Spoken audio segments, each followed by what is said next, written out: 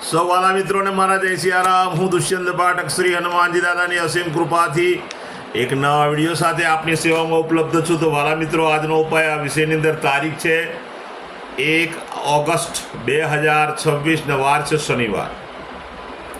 વાલા મિત્રો, પંચાંગની જો વાત કરું તો અષાઢ મહિનો અને કૃષ્ણ પક્ષ ચાલી રહ્યો છે. શતભિષા નક્ષત્ર, શોભનયોગ, કુંભ રાશિનો ચંદ્ર અને કર્ક રાશિનો સૂર્ય છે.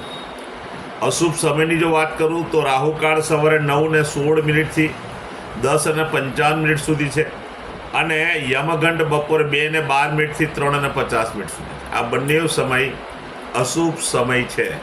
અશુભ સમયની અંદર કોઈ પણ પ્રકારનું શુભ કાર્ય અને શુભ યાત્રા ન થાય. શુભ કાર્ય શુભ યાત્રા કરવા માટે કોઈ સારું ચોઘડિયું, કોઈ સારું મુહૂર્ત લેવાનું, જેમાં ઉત્તમ અભિજીત મુહૂર્તનો સમય બપોરે 12:07 થી 12:59 મધ્ય છે. આ સમયની અંદર તમે કોઈ પણ શુભ કાર્ય અને શુભ યાત્રા કરી શકો. વાલા મિત્રો, હવે વાત કરીશું આજના ઉપાયની. તો આજના ઉપાયની અંદર વહેલી સવારે સ્નાન કરવા બેસો. નાવાના પાણીથી આખું શરીર ભીનું કરી દેવાનું. ત્યાર પછી 50 ગ્રામ જેટલું દૂધ લેવાનું. પોતાના શરીર પર દૂધનો લેપ કરવાનો છે, દૂધ ચોપડવાનું છે. પોતાના મોઢા પર, છાતીના ભાગે, પીઠના ભાગે, માથાના વાળમાં ને પગના તળિયામાં નહીં લગાડવાનું. આ સિવાય તમને શરીરના બધા ભાગમાં લગાડવાની છૂટ છે. દૂધ લાગી ગયા પછી ચોખ્ખા પાણીથી તમારે નાહવાનું. ચોખ્ખું પાણી ઉમેરી પણ શકાય, સાબુ શેમ્પૂનો ઉપયોગ એ કરી શકાય. તમારું સ્નાન થઈ જાય, તમે કપડાં પહેરી લો, પછી તમારા ડાબા અને જમણા પગના અંગૂઠાની નીચે સરસિયાના તેલના તિલક કરવાના. બસ માત્ર આટલો નાનો ટૂંકો ઉપાય. ત્યાર પછી સીધું સંધ્યાકાળે પશ્ચિમ દિશા તરફનું મુખ રાખવાનું. શ્રી હનુમાનજી દાદાને એક કાકભૂષણની રામાયણજીનો પાઠ, એક હનુમાન ચાલીસાનો પાઠ દાદાને અર્પણ કરવાનો.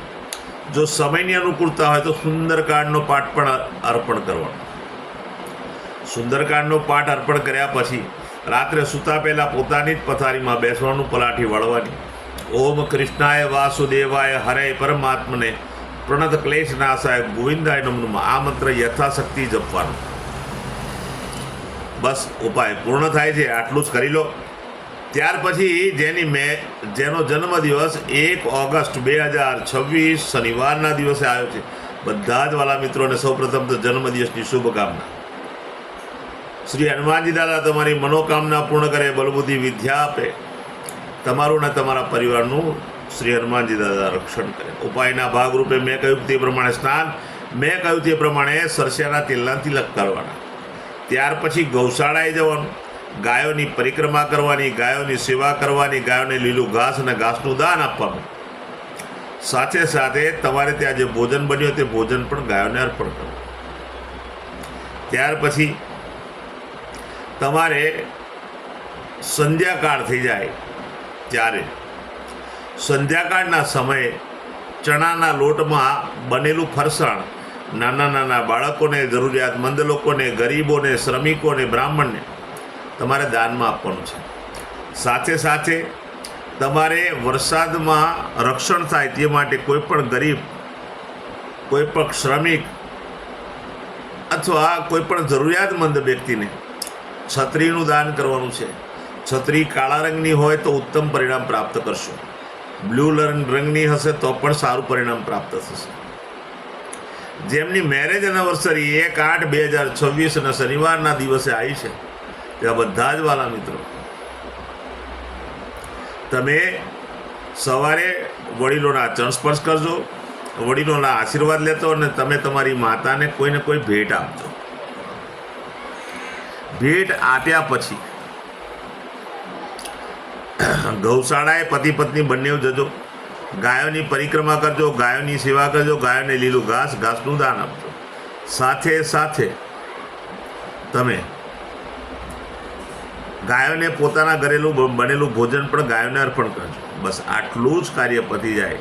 ત્યાર પછી કોઈ પણ વૃદ્ધાશ્રમ, કોઈ પણ અનાથાશ્રમ, કોઈ પણ વિધવાશ્રમ, જરૂરિયાતમંદ લોકોને, ગરીબોને, શ્રમિકોને, બ્રાહ્મણોને પૂરા સીધાનું દાન કરજો. પૂર્ણ